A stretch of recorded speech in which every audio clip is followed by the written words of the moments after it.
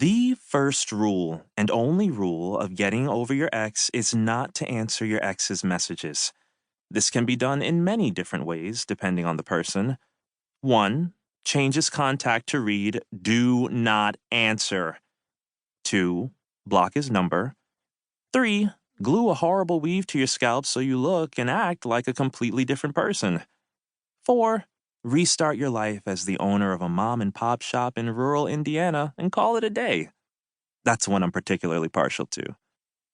All of those are good and valid options. Do what you need to do, no judgment. And yet, somehow I found a way to break this simple rule. Not just break it, burst it wide open, shatter it, if you will. Because it's one thing to open a text and answer it, but it's another to decide to follow through with your ex's request.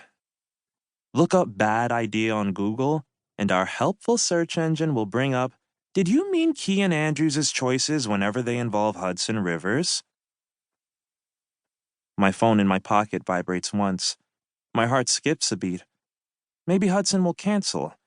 Or maybe he'll realize the past 3 months apart have been a mistake, and he's going to confess he's still madly in love with me. Maybe... Nope, just Divya.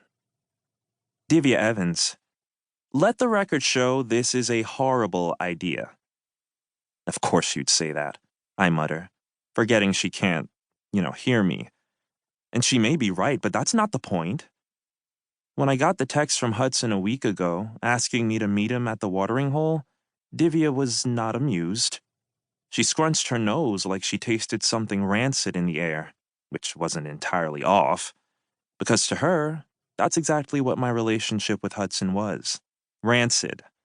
Which, sure, everyone says that about their ex because it makes them feel better. Kian Andrews. You've said that multiple times.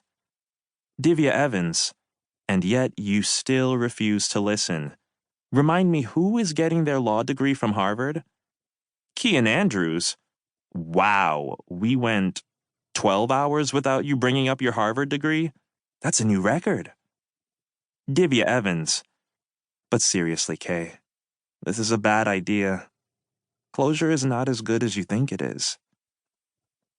As a lawyer in training, she should understand why I need to meet with Hudson, to process what happened, to close that chapter of my life, and to seal it shut with a glue made of truth. The memory of us breaking up is an open wound that never healed. It was a volatile separation, ending with me blocking him on every social media account possible and drinking myself into a stupor that made the 2 weeks after the breakup a blur. Maybe that's why Divya is a prosecutor and not a defense attorney. Another vibration. Another text. Divya Evans.